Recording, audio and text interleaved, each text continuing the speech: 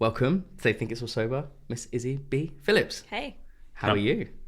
I'm good. How are you guys? We're well. Thank you so much for joining us. Thank you. It's early and you've made it to Hackney, but hopefully it wasn't too much of a trek for you. No, not at all. No, so that's good. But yeah, so as always, we are going to ask you very shortly to step into Jamie's time machine, and we're going to explore. I think just for our listeners, it's always great for them to understand your kind of early relationship with alcohol and how it's evolved over time, just so we can kind of get to grips with the narrative and go from there. So, Jamie, if you please. Haven't done this time been a machine while. in so long. I'm ready for this. Better be a good Step one. in. Better. That It's good. was actually good. I'll give you was that. an I election feel like the same day sound for time different machine. days, like different vibes. Sometimes I give it a bit more chutzpah, Yeah, you know yeah. what I mean? But we are back into young Izzy. So yeah, talk to us about all your first memories of alcohol. Like my first memories of alcohol are all just like fun and stupid. Like I definitely remember doing the classic trick, the famous one of you go in the liquor cabinet, you take a slither off of every single drink, and then you put it into a Tesco's apple juice carton and shake it all up, and it would always be like brandy or like, I don't even know, at the time I had no idea what any of the alcohols were. But I would usually take that to school and drink it like at school or drink it with like friends. At school? Sometimes at school, yeah. Nice. Sometimes I would keep it till after school, and then we Right. would go out on like a Friday night with the apple juice carton. And like that was just like standard. And then you'd obviously get a bit lower on the clear substances. You'd be like, right, water. But you don't want to put the water in too soon with the vodka mixes, because if you did it too soon, then you'd be watering yourself down for the next week's stash. Right. So it was like a real fine line to tread when you're like, okay, I'm gonna fill my vodka up to this point. Might get noticed if it goes like too shallow. Fill it up at the right time. No one Truly sees. an artist. Yeah. There was truly an art form to siphoning off the liquor cabinet, isn't there? Yeah, I think so. And I feel like if I was to like see someone else do it now, I could probably give someone a full education on how to do it properly. Do you want an A-level in Yeah. how to procure liquor from my parents' cabinet? Yeah, so I think but that was always just fun, and also like I feel like we definitely grew up around the time where teenage drinking was really encouraged in like a binge-worthy way.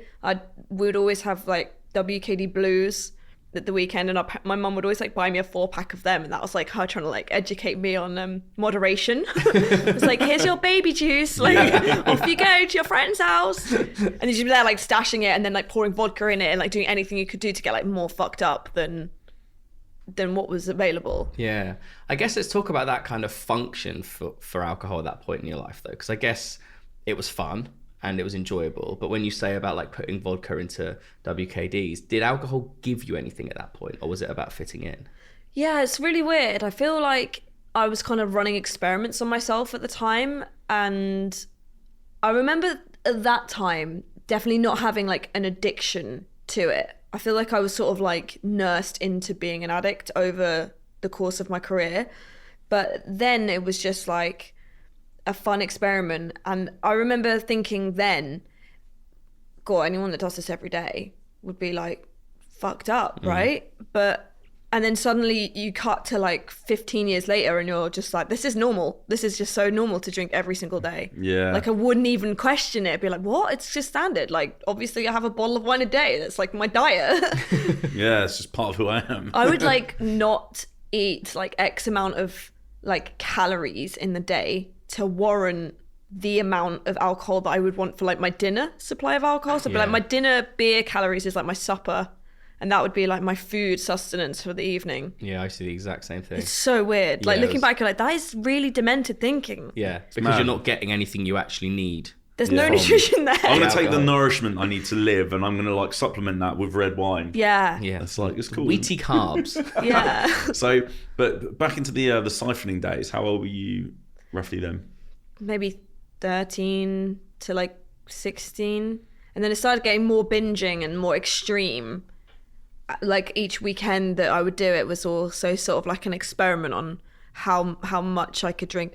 That said, I was always a lightweight. I've always been a lightweight Sure. my whole life. Even when I was like in my pits of like being drunk every day, I'd still be a 1 drink drunk, which was kind of like my talent. I used to be like really proud of it. And it was also a really clever subversion and disguise, because people would be like, oh, you're fine. You're just a lightweight. Like, you don't drink much. But really, I was a lightweight, but I was just continuing to drink along with everyone else that was the heavy duty ones.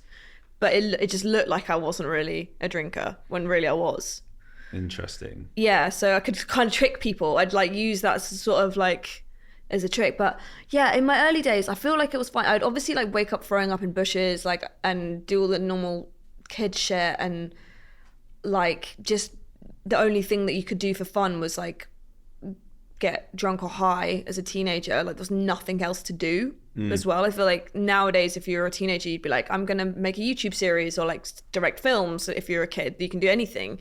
Whereas like for us, I just felt like my pointlessness of my existence just like meant that alcohol was like the only way I could like escape something as well. Like, it was definitely like if I could go into this other realm in my head, and then suddenly it would just like take the edge off, and it would be like this little sparkly sheen on everything, you know.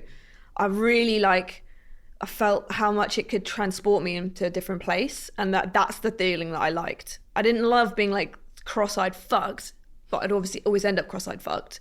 But the in-between bit, the light tingly drunk, that was my favourite. The tipsy feeling. Yeah. Yeah, I think that's what we always say everyone always kind of chases that feeling. Right? Yeah. It was always that kind of maybe 2 to 3 drink like feeling that everyone always goes. And when, you know, now being over 2 years sober, I think when you actually do reminisce and you think about the good times, it's actually that feeling that I miss. Yeah. Is like that tipsy feeling. Yeah. It's not, but then I couldn't then control all the carnage that came post that. Yeah, and everything that you do to create or to sustain that is all just like a descent into like you're just like abusing your brain cells, basically. Like, when you speak to someone that's fucked now, do you ever look at them and think you're literally like brain damaged? Like, yeah, well, they have that. I was talking to my girlfriend about this the other day. I've got certain friends that, and I don't think I was ever this, but maybe I was, I don't know, probably was. I can just see when they've had that 1 drink too many, their eyes like shift and they're just a different human being. Yeah. It's like that version of the human being I knew is just gone. And everything that happens from that point. But I think that's almost like a dissociative thing in maybe their heads as well, where the alcohol then gives them this function to go and be this other person. maybe. I'm always intrigued by that. Well, it is like, it does stop your brain synapses working properly. Like, it is actually like pouring literal like function out of it's like taking it's like brain damaging yourself in real time. Yeah. So I guess I see the personality change thing is so weird though, because there's this like one guy that we know that has like this is like a fable friend of a friend of a friend, so I feel comfortable talking about it here. But he has this guy in him called they've called Tracy. Right. And like Tracy is like quite sinister and comes out at peak fucked, and Tracy's very like sinister. Oh, you're gonna start a fight. He really wants to start, and starts like talking shit at people, but in a really quiet and menacing tone. Oh my god. And they're like, "Fuck, Tracy's come out." The night, so like tonight is just like done for. Like Tracy's here. Tracy's here. Hello, guys. Yeah, it's like just so eerie. The alter egos were a big thing, because in my friendship group, like everyone had an alter ego that and they're like, oh shit, like one of my mates suddenly like Vernon turned up. And Vernon, it's like Venom. Why the name to it's so good. And like you're like, oh shit, Vernon's here, like shit's about to go down. And like, yeah, what was Vernon like, fighty or? Yeah, Vernon went from very nice charming gentleman to like Bellator cage fighter. Yeah. But with like none of the skill set as well. Like, oh no, with all the skill set, that was great. a problem. Yeah, Yeah, so, that's what's scary. Is this our friend that's ended up in international jails? That's correct. Right, okay, Yeah, fine. yeah. But no one ever goes the other way. No one's ever like an arsehole and then has a drink and is like, I'm going to do charity and run a food bank. But it's interesting, isn't it? Because like people develop these like caricatures of their drunk versions, and normally it comes with an element of like chaos or weirdness, right? Yeah, and like they say, like on a surface level, if you're an introvert, drink makes you like more extroverted, but like I feel like for me, I'm always on the border of like introvert and extrovert. Like I kind of have both of those things in me. I think like Jamie's probably quite similar to me in that respect. Like you kind of present like an extrovert, but you're actually more shy. 100%. Like, and I feel like for me, alcohol like took the edge off of all of the things that were like really painful. Like it was a perfect mask. It was like everything felt too real. Everything felt like too visceral. Everything was too loud. Everything was too bright. And it was like putting alcohol on that for me, like softened the edges of the things surrounding me. Yeah. But like obviously like my personality was fucking rogue. Like I did some crazy shit. Like I came in lockdown, I was drinking every day. And I was drinking like strawberry flavored Baileys. I don't know if you guys had the phases where you just like got into like random things because you're so bored of the alcohol that you Tesco's usually... finest Pinot Grigio was my lockdown one. I hate wine. I'm actually quite concerned by this strawberry flavoured Baileys. Yeah, strawberry flavored Baileys. So it was like strawberry milk, but on ice, but you could just drink it like strawberry milk. So I was drinking like the bottle of this like strawberry milk Baileys. I mean, yeah, that was my lockdown. We were working together at that time and Yeah. had a top 10 record, so high five to the strawberry Baileys. Maybe that's the birth of like the rosé tequila that everyone seems obsessed with. Yeah, roasted tequila sounds fucking rank Yeah, I've to never me. gone there. Yeah, neither. Anyway, so I had like that was my normal lockdown thing, and I had this thing in lockdown where one night I like came to, and I must have blacked out. I didn't drink even that much, maybe like 1 or 2 drinks, like nothing deep, and I think I had an argument or something stressful happened, and I just like cannot remember it. And I like came to, and I was on my run, just like where my running route was. And it was 2 a.m, and I had no shoes on, and I was wearing my knickers and a vest with no shoes at 2 a.m. And I was like, where am I? Oh, I'm like, I recognized like the lamppost, and I was like, oh, I'm on my run. Shit, I should probably like go home, just like embarrassed, like turn around and just like And you my just head snapped. back to normal. And I just walked home and was like, oh fuck, this is weird. Like I'm just barefoot on my run. Those blackouts are terrifying, aren't they? Yeah. Right. And I feel like they don't always happen at the peak, like the peak drunk. They do happen at peak drunk, but when they start happening after like 2 drinks, obviously if like got mental illness as well, and that's like what's coming through is like other like mental illness symptoms there's like, I guess that's kind of like psychosis or something. But though that's when I was like, oh, like I'm scaring myself here because like I can't trust like what my brain is gonna start doing. Like I had like bouts of being like extremely paranoid. Like I started to record people when I was on the train, and I'd be like, everyone's like, they're like gonna start a fight, like something's about to go down here, and I'd just like get my phone out and start recording people are like, and I'd be drunk at this point. People would clock that I was recording them, and they would be like, I can hear them back on the recordings being like, stop recording us, what are you doing? Oh my God. And I have no memory of why. Like I must have been paranoid, or like I don't know. But So what led, because obviously like in that period of sort of the school drinking, the teenage drinking, obviously then the band, and then coming into lockdown into where you are today, what do you feel like was your escalation in that process, especially like, and let's tie this a little bit I guess into the music journey as well, and maybe that playing a part in it. So I guess from like 1920 into lockdown, sort of what do you feel, and were you aware of anything problematic, or was it just experience of life? I feel like it was just like a slow burn of being like ground down. Like initial like early 20s just drinking just because I worked in pubs and bars, and the only way that the only system of reward that we had for ourselves at that time was alcohol, and like you could get it for free. And I feel like all of my incentives like on touring as an artist in a band was you get paid in a crate of beer, and that's just like how we lived, wasn't it? And the normalization of that and being like, oh, well, you have to have a drink before you go on stage was just like a thing that people still think is completely normal. And like it was just really gradually over time. And I remember I was always adamant, like I'm not going to be the cliche thing. Like I really don't want to become like just an addict, and I don't want to be this thing. And I was so annoyed by the end of it. I was almost like giving into the cliche that I was like, oh, the thing that gets you in the end got me. Like big, what a shock that was. But so I've really resisted it, and I was like, no, I'm not gonna be an addict. I was like, oh, I'm just gonna have 1 drink at shows, and I really started with this very strict mentality, and it just like over time just kind of crept in very gradually. And then when I was depressed or whatever, obviously it would be worse, and I would drink way more at home and stuff, because I was like, well, if I'm on tour, I want to be more professional. But then suddenly I was drinking at home and then on tour. And then I was drinking at home and then on tour. And then when I got back from tour, you don't know how to manage the coming back to life again. So then you drink then. And I never had the social problem of like, a lot of people would be like, oh, well, if you're drinking wine on your own, then that's like when you know there's a problem. But I remember being like, I've always drunk wine on my own. Like I never saw that as something that was problematic. I was like, that's just me like having a relaxing bathtub with a bottle of wine. Like that. Like It's me time. Yeah, exactly. And that I never had those natural things. I'm so annoyed now when I see someone like can moderate. I'm just like, how the fuck can you just go to a pub and have like one glass of wine? Or like people in Paris that can just go to a restaurant and they have their one glass of wine at lunch, and they have their lunch and then they go back to work. They go back to work after lunch wine. Yeah, and that's mad. And it's really interesting you say that, because I remember I used to struggle when I was doing my band back in the day, and you know, after tours that were maybe on the road for like 2-3 months, that used to be a struggle after partying every day and night. Yeah.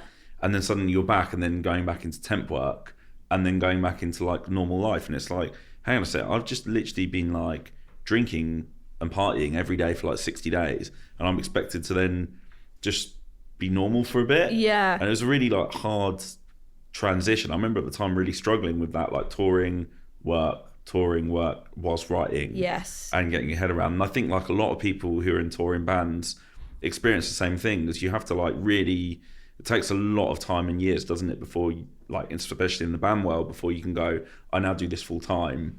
And there's a slight more normality of being in a band versus like trying to do other work and normal life and a band. Yeah, and it's always the end of the movie. It's like they always have the tour and the career, and then at the end of the movie they come off the tour, and it's like, we do that every month. We go on and off and on and off. And buying your first pint of milk, I always say it's like the weirdest thing when you come off tour, because you haven't cooked a meal, you haven't gone to the shop, you haven't done any normal things ever, and you're just expected to just have this complete paradigm shift all of a sudden. That's hard without being drunk the whole time, right? That's a huge structural change in the way that you live your life. And that, I think I really liked tour because I liked the structure of it. I like the fact that you have someone telling you what you have to do all day, where you have to be, you know how the day's going to go. It's mostly the same. There's buildings are different, and that's kind of the fun of it. And there might be like a different cafe around the corner, or for us it would be like, oh, what cocktail bar is around the corner, you know? Yeah. And then I loved the sort of format of it and the structure. As much as it was exhausting and grueling, you knew you had like the dopamine hit of a show, you knew that you were going to have some fun, you knew you were with your friends, like it had all of the elements that I would need to feel like structured by a situation. And then to come off of tour, and then there's just like the sea of nothingness where you suddenly not only feed yourself, but you've got to design an entire structure that's going to hold you solid for a day. For me, it was just overwhelming. Plus you're exhausted and hungover as fuck when you come off tour. Yeah. So like I definitely, and I still kind of have that because I'm touring still, but now I sort of know, like I kind of have tour hangovers now, where I'm like, I know that I'm just fucking tired after touring, so I need a day of sleeping no matter what, and then I can start doing real life. Like always order your takeaway pizza for the day that you arrive home, and then after that then you can start like addressing the real world and like leaving the house. It's hard. I think we talk about this a lot, and a lot of people that probably listen to the podcast that aren't in music, I always try and really reiterate that like what you see on social media of being an artist or a manager or a DJ or whatever is so far from the truth, both in the reality of it and the financial as well. So there's also this huge juxtaposition of like trying to be successful and pursue a career full time, and then also trying to survive.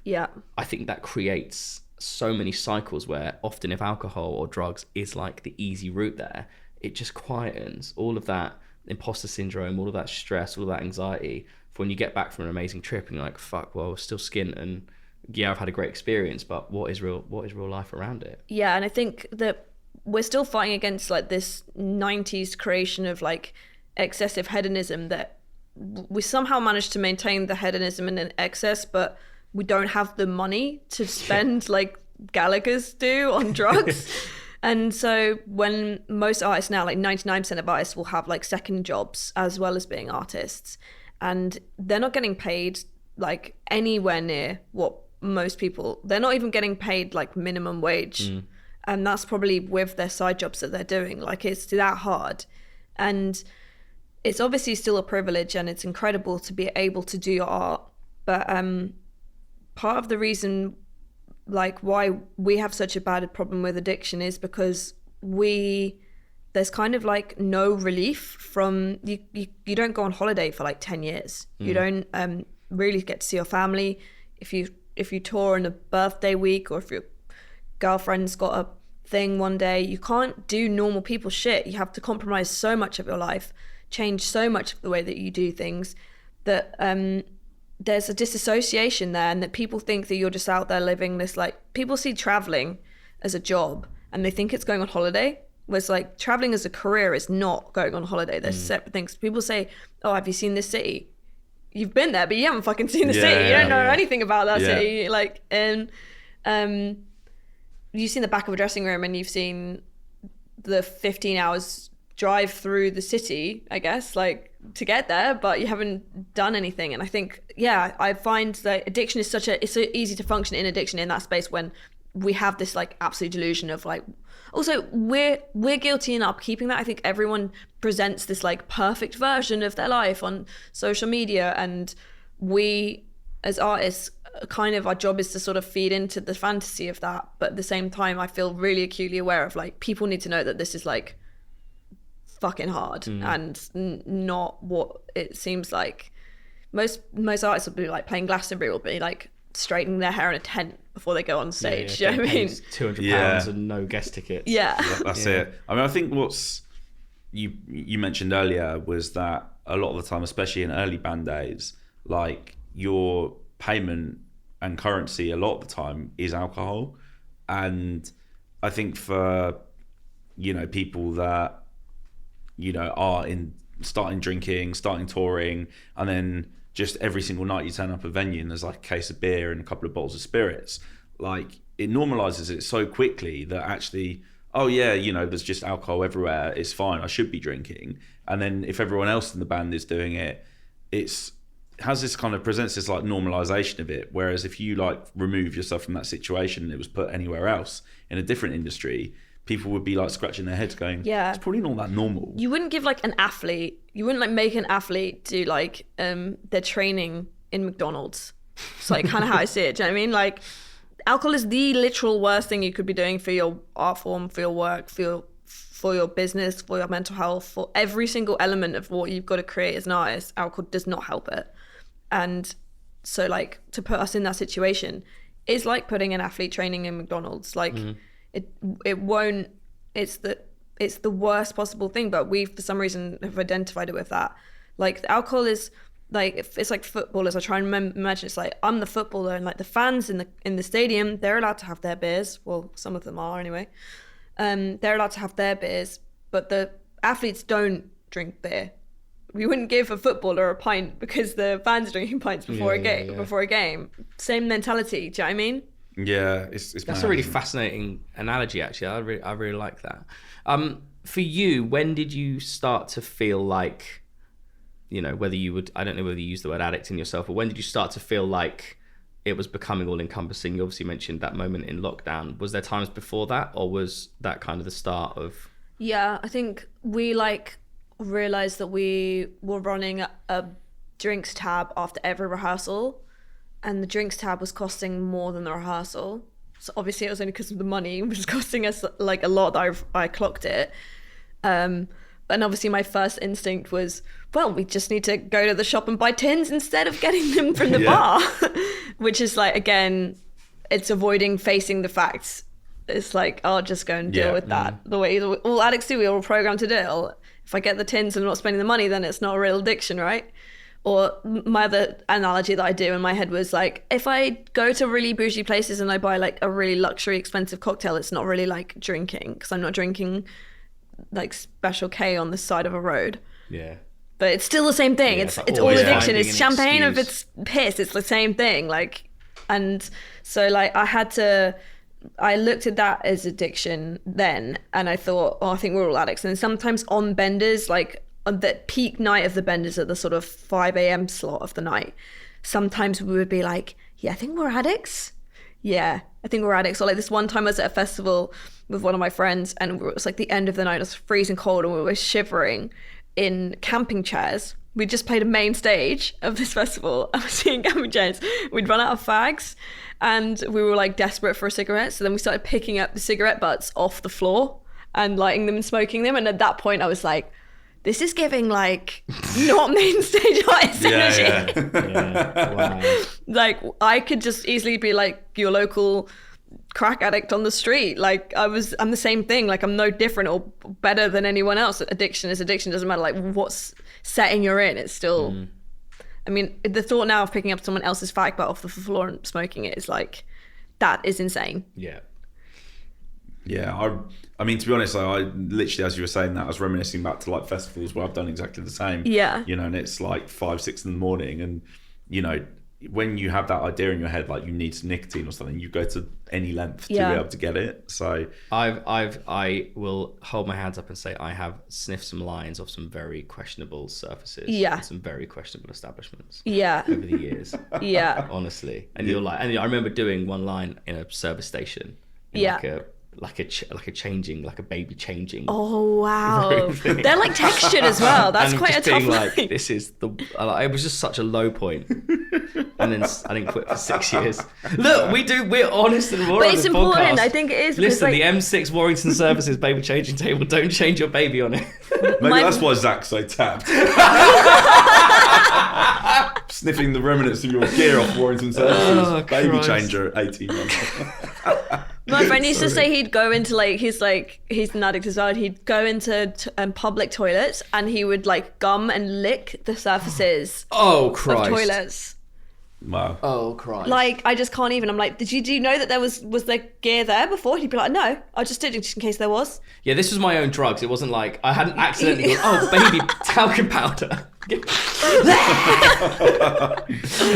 So I guess you spoke about kind of your lockdown moment. How was it coming out of lockdown? Band starts touring again. The world opens up. From kind of there till your point of, you know, whether it was got a even rock worse. bottom. I think. Kind of what was your Everest peak, I guess. Yeah, it definitely got worse in it. Like coming out of lockdown was like, let's fucking go, and like I was so happy to be out doing stuff, and everyone was like, this is the party of our lives because it's going away, and it was all just like who's got the bag energy, and like that song didn't help enabled me at all. yeah. Honestly, like, I remember me and my mate listening to it every day, and then it was like, should we pick up? It's like, sure. It's like it was like an inspiring anthem for a generation to do drugs. Yeah, it's Mike's fault. Yeah, thanks, Mike. Still love you. Yeah, it was that. But I love how like he like managed to capitalize that energy so perfectly. Like that's exactly how we all felt. But like I think that London just felt like it was on another level, didn't it? Like it was the Scotch egg season. Do you remember that when it was like you could order a drink if you ordered a meal? So then we just ordered like 40 Scotch eggs at the bars and stuff. Like it was so ridiculous. Like, but I think I had like 14 sorbets just, like, surrounding me. And then just like going from that into being like, well, like we can drink in establishments was like so exciting. And we were back on tour, and I just remember crying on our first festival back and thinking that I invited all of our friends and we camped, which is like, you know, I hadn't camped at festival. Was that Latitude? Yeah. Yeah, because I was there. And Yeah. I remember feeling so overwhelmed. It was emotional. Yeah, I think you guys had a sick show. You headlined that Forest tent, didn't you? And we came off stage and it was like, but I remember again, everyone just had bottles of spirits. Yeah. Like everyone just had bottles of spirits. And it was another level up from where we'd left off, wasn't it? Like it felt like it was like, this is the peak of our lives.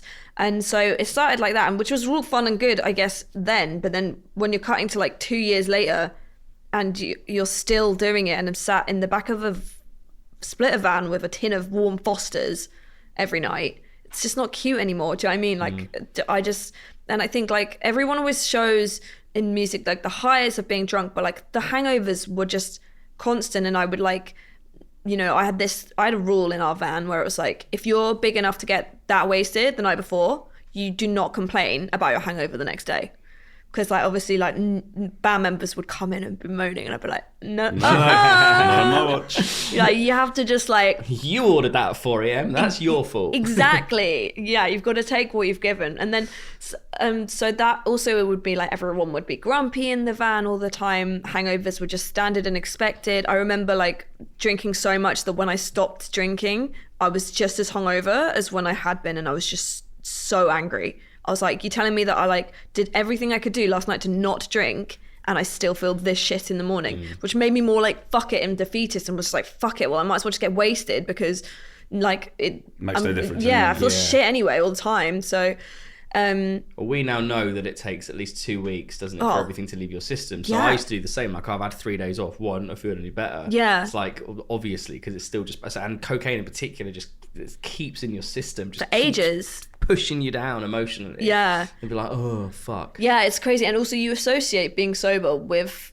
being hungover because you've forgotten, your brain doesn't know what it's like just to be normal anymore. So it's like you're like, why would I want to be like that all the time? When I'm like that, I'm like shit. Whereas when I'm drunk, I'm absolutely fine. And it was like that relief as well of like the first drink was just like amazing. And I was really like weirdly professional. I would never drink before stage, but afterwards I was like, great, it's a free for all. I'd like be drinking and smoking all night long to the point where I would fuck up the next show the next day.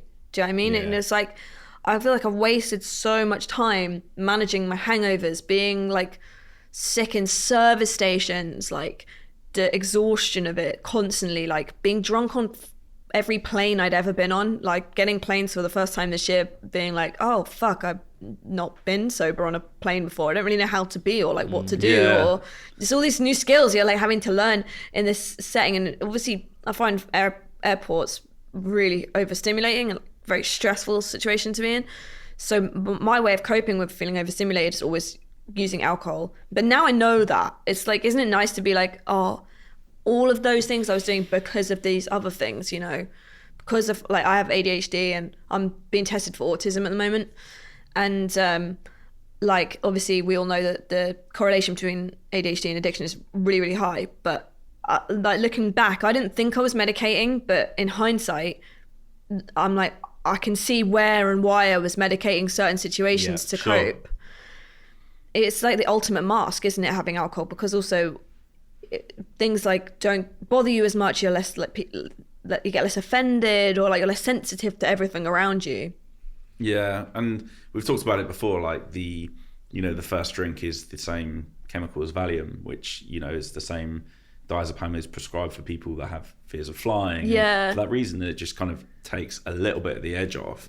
So we can see why it's so, for so many people, the whole Dutch courage mentality. It works. It literally works. It does work, and it's a functional tool, which is why people who have used it functionally for a long time really struggle to think, oh, how will I cope in XYZ situation? Which, you know, we always talk about therapy alongside sobriety is so important, because there's a whole lot of shit to deal with that has to be dealt with so you can actually face those situations without it. Yeah, because if you're an addict as well, like the problem isn't like the drink, the problems are all there, and the drink was like the solution, or like the drugs were the solution to the problem. So as soon as you get sober, then you're like, oh fuck, I've actually got to deal with like all the other shit. I mean, I've been in therapy for like 3 years anyway. I'm in like my therapy's really hard. It's like a talking one where I have to just do all of the work. I just like really would. I'm just like, this is such a lot of effort. I would love for someone tells me about their therapist and their therapist like provide them with like problem solutions. I just think, wow, that'd be amazing. Wouldn't it be amazing for my therapist to solve my problems for me? Yeah. So, I mean, how me and Jamie identified that when in our sort of journey, from the moment I realised things were really unhealthy to the point of actually quitting was like numerous amount of years. Yeah. Like, how long do you think it was for you? I did like dry tracking on an app for 2 years where I was moderating. Right. At the time I thought I was doing so good. I thought I was like the cleanest I've ever been in my life. And now looking back, I have that all tracked in a file. I can look at it and I'm like, I was drunk every other day and this was me moderating. Like that's scary. So I think in my worst era wasn't my quitting time. It was way before. I was kind of like really bad, got a bit better, got fed up with being in this sort of like the exhaustion of trying to moderate was so overwhelmingly hard for me. Like it took more energy to like stop myself drinking after 3 wines than it did to like for me to now just be like no to everything. Yeah.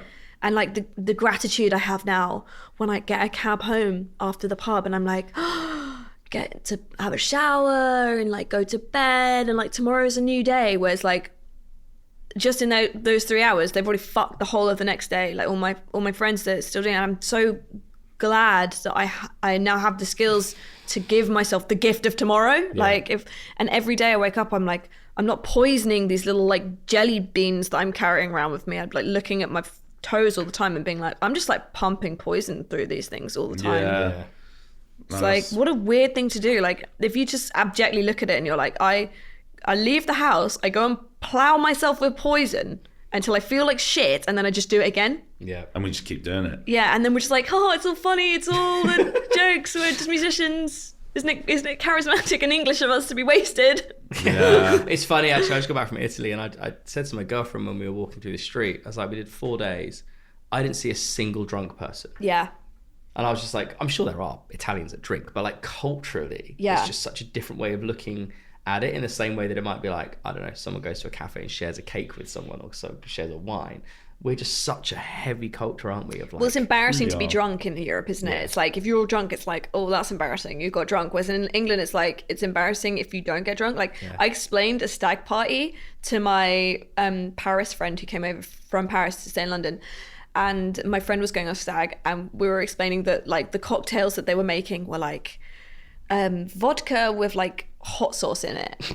And she's like, what? You what? What's wrong with you? She's like, you're gonna be sick. This is gonna make you sick. And he was like, Yeah, dirty pints and the rest of it. Yeah, I mean, but like you say, if you see someone drunk in Europe, the reality is they're probably British. Yeah, like, literally. They're not going to be from that country. terrible. But... And like, no wonder they must hate us, because we're just like these weird feral like creatures that are just like brain damaged. Brexit means Brexit.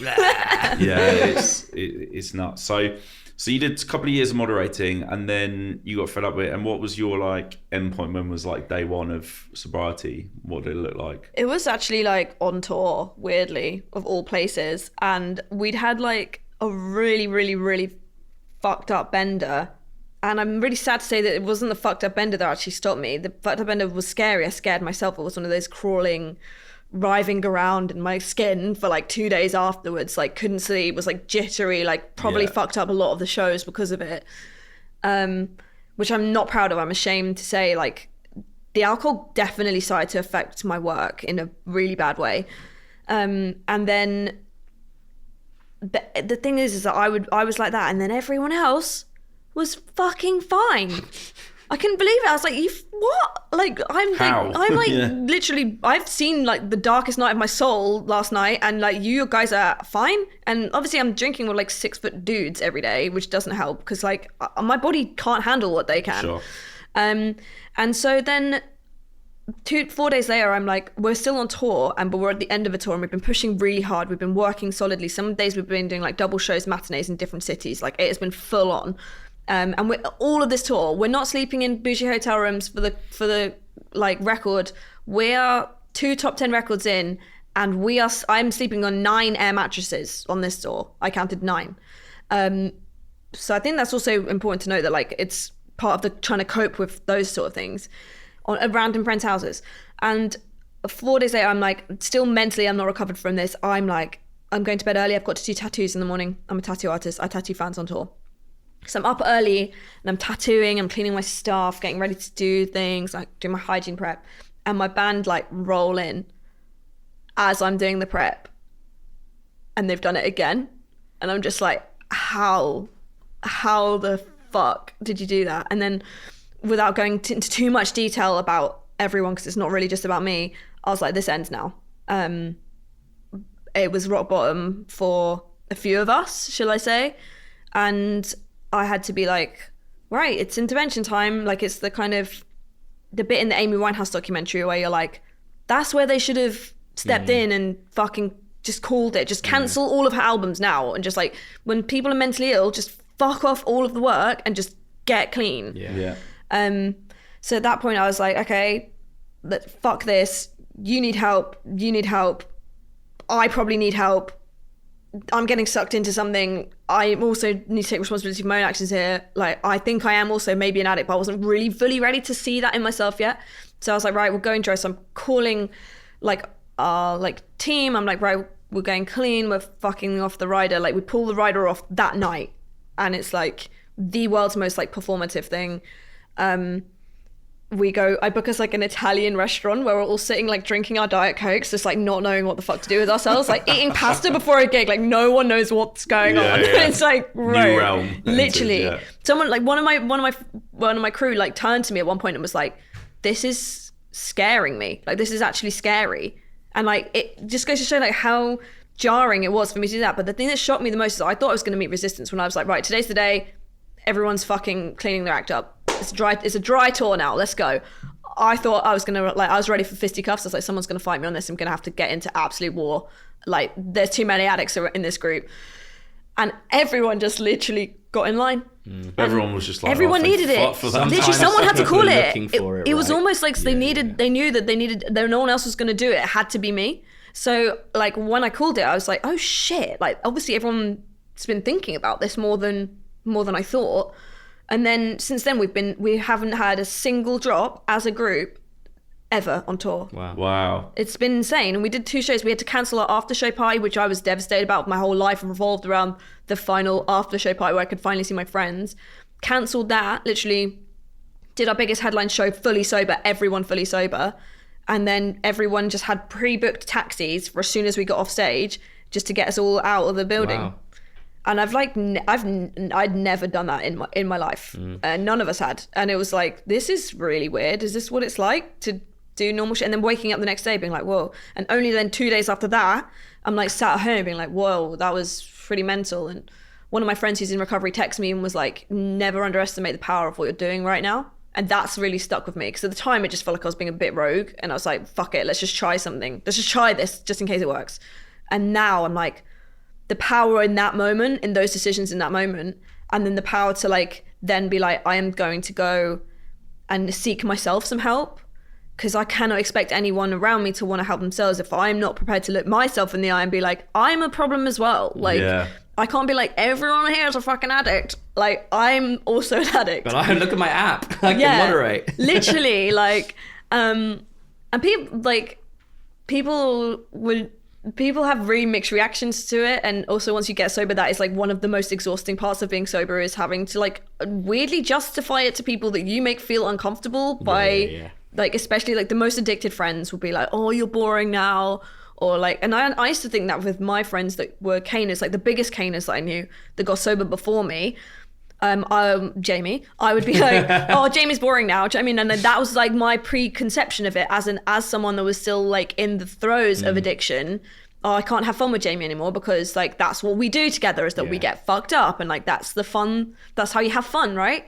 And now I'm like, I would so much prefer to spend time with you, having good conversations, doing a podcast, going to lunch, than be like cross-eyed at 7 a.m. picking fag butts off of the floor at a festival, you know? Yeah, it's crazy, isn't it? And it's amazing that actually it was almost like having a group decision must have made it, I wouldn't say easier because it's never easy, but it must have been quite nice having like a few people in the same situation doing it at once. Must have felt quite comforting. I knew that I wouldn't be able to do it unless everyone did it. And I think the other member of our crew that I think also really needed it wouldn't have a chance if we were all doing it around him. So it was like super important to me that we have to do it all together. And like we have that literal thing that I think is so rare, where it's like we've been together for like fucking 12 years, and there is like this unspoken like depth of connection between us that is like, it's unpenetrable. It's like the strongest, it's stronger than like marriage to me. Like the connection that I have with my band feels like otherworldly shit sometimes. Not to be like too spiritual about it, but like I feel like we have this mental connection that's just there. And don't get me wrong, my band do my fucking head in, right? But that is like the solidarity of that, and underneath all of the like sibling bickering that we have, there's this like the deep down part of it is like, it is so strong, and it is so solid, and we will be there for each other. And like that's the bit that's right about us, and the bit that I cherish, especially now in sobriety more than anything, is friendship is something that you really learn to cherish, right? Because you question every friendship that you have to go through every friend and be like, were they just a sesh head? Or like, it's interesting to see who you can hang out with or who's scared to hang out with you now because they can't be drunk around you. Not that I don't mind that. Like, I'm so game for like my friends being wasted around me, but my tolerance for it is low. I'm like, as soon as they've had 3 drinks, they start repeating themselves. I'm like, I'm fucking out of it. I'm out of here. So, I mean, let's talk about the amazing stuff that's happened since you've been sober. Like, how's life looked? It's just like, it took a minute to get, I think it's important to say that as well. It's like, it took a minute to get going. Like, so many people were like, just get to 6 weeks, and that 6 weeks your like liver's cleared its shit out a bit, and like your biochemicals will be in balance a bit better. And so in my head I was like, oh my god, 6 weeks feels like a huge mountain. Like, I don't know if I can get to that, but just take it a day at a time. I go into AA, I'm like doing everything by the book that I can do to help me, because I don't know what the fuck I'm doing. And at 6 weeks I'm there thinking, what? Like, I still feel like shit. Like, what's going on?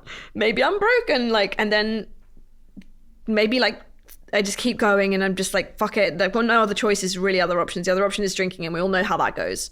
But this way I haven't figured out yet. So then get to 6 months, and then suddenly at 6 months, I'm like, everything lifts. Like, this heavy weight on my shoulders goes away. Like, the clarity in my vision kind of comes back. I feel razor sharp and alert to my surroundings. And I get this theory that they call in AA's pink cloud, where it's like, it's natural endorphins, and it's like a natural high that you get from just being happy, from just like, obviously you guys probably talk about that loads on the podcast. And so I get my first pink cloud, and I'm like, holy shit, this is what everyone's talking about. This is like when Jamie's out there telling me how great sobriety is. They're like, this wanker. Yeah, I'm like, this fucking guy. I'm like, where's my pink cloud? Like, when does my time come? This is so hard. And like, when it did come, I then was like, just the relief. It was almost just like the being able just to breathe and like have a second and be like, oh my god, I can just enjoy being alive. And that's been so long since I could like just enjoy. Like, we're thrill seekers. We know how to be high. We sure as hell know how to be low. But like, do we know how just to be okay and enjoy being alive? That's amazing, because we've talked about it. Jamie was like immediate pink cloud. Oh, of course he was. I was like 3 little angel cakes over there. He was immediately like Springer Spaniel. Yeah, like, oh my god, I feel amazing. I was probably like 3 to 4 months, which is like longer than most. Yeah. And like really had to grind it out. And it was around that 100 days mark that I started to like notice, and it kind of crept in that 3rd to 4th month, and I was like, 6 months. So, you know, I think for those listeners that are, you know, tuned in, it doesn't always happen in like week 1. Yeah. And it can take a minute and I think it also depends on how much you were caning it as well. Like, yeah. I really, really was pushing the boat out, as I'm sure you were. And yeah, just a sustained period of drinking for a long, long time. It's going to take a little while to like, you know, for everything to make sense. Yeah. So. It says that they take like, it takes 6 weeks to grow new neural pathways in your brain. So it's like, I always like to think of the science behind it, because we all think that we're like in control of our actions, but in reality it's like your brain is literally just like growing a new route where it can be like, I want to go in this direction, and give yourself like the skill set or like the time to learn like the new skills that it takes, because that was the hardest bit, right? Was like learning to be like, how to say no in one situation is very different to how to say no to a different friend in a different situation. How to say no to the back chat of someone giving you shit about it, which for me is really easy, right? I'm just like, fuck off, I'm doing what I want, leave me the fuck alone.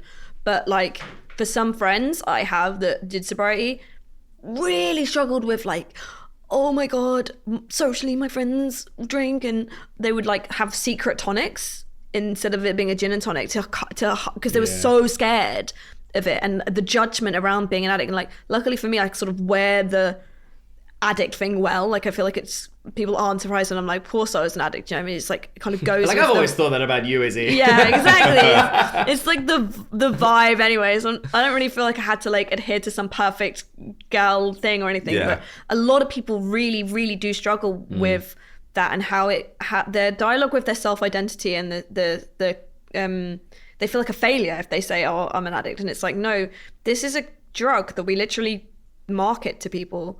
Like, I think I'm still so angry. I report adverts all the time. This is my biggest gripe, is like, I love that. Stop fucking advertising alcohol. The other day, did I tell you this one? Someone's on a bloody skidoo drinking a Corona. It's like, that's drink driving. That's illegal. So true. It's like, what the fuck are these Yeah. people doing? I Like, said this to someone the other day, actually. The boating industry is so fucked up because it's like you don't need a license to drive the boat, and you can drink as much. Maybe there are laws I don't know about, but I'm pretty sure everyone that drives a boat is absolutely off their fucking nut all the time. It's crazy. But, mate, self-identity, though, is a big thing, though, isn't it? And Yeah. I think so many people wrap their identity into drinking, and it's like their perceived identity of, they think people assume that drink is part of their persona. yeah, and like for us as well, I think as like the party people, I would say like we kind of qualify as that, like identity, right?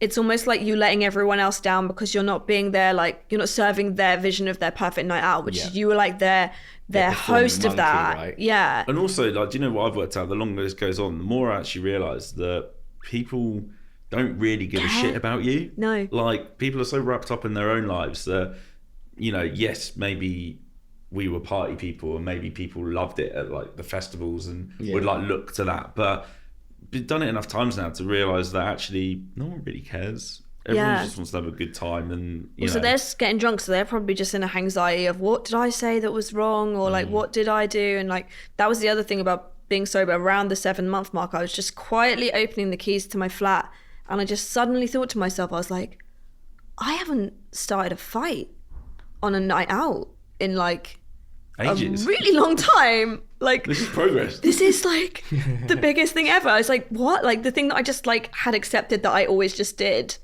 now not having caused any drama. Like, there's just no bullshit now. There's no bullshit. And I remember what I say to people and the conversations I have are meaningful. Like, what a treat. Yeah, I love it. That's so good. Is it time? I think it's time. So the final big three. For anyone that's thinking, it's number one. For anyone that's thinking about going on a journey of sobriety, what's your biggest piece of advice? My biggest piece of advice is take it one day at a time.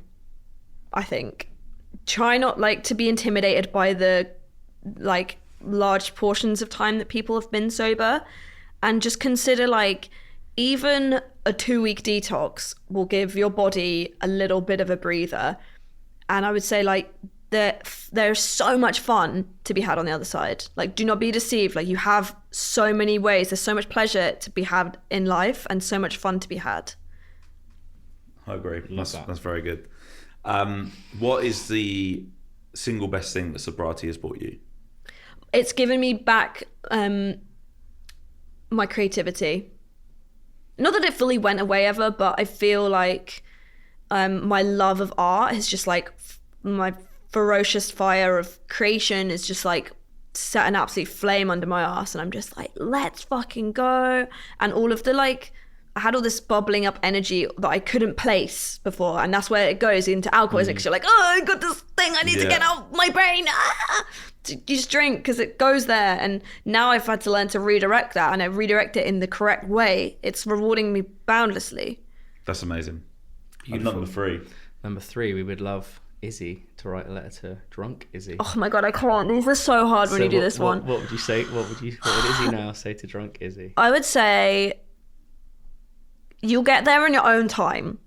You know, it would be like, you know exactly what I'm going to say to you is that this absolutely needs to happen. You think that you have it in hand, but you don't. And you're in a sense of grief. You're in like this end of like, you're actually like, you're already grieving the alcohol before it's gone. You're actually really devastated that you know that this is your route. But what is promised for you on like the other side of that will reward you so boundlessly that like you will never look back. I fucking hope I never look back anyway. I'm only not even 2 years in. So it's like, but from my perspective now, as someone a year and a half in, you will never look back. Like, it will be the best thing you ever do. Every preconception that you have about being sober is wrong. It's not boring at all. Like, that was my biggest fear. It's never ever as scary as you think. And the scariest bit is actually where you are right now. That is way scarier than everything else on the other side of it. Yes. Beautiful. We love it. Well, thank you so much for joining us. Thanks, guys. I really appreciate it. Thanks for having me back.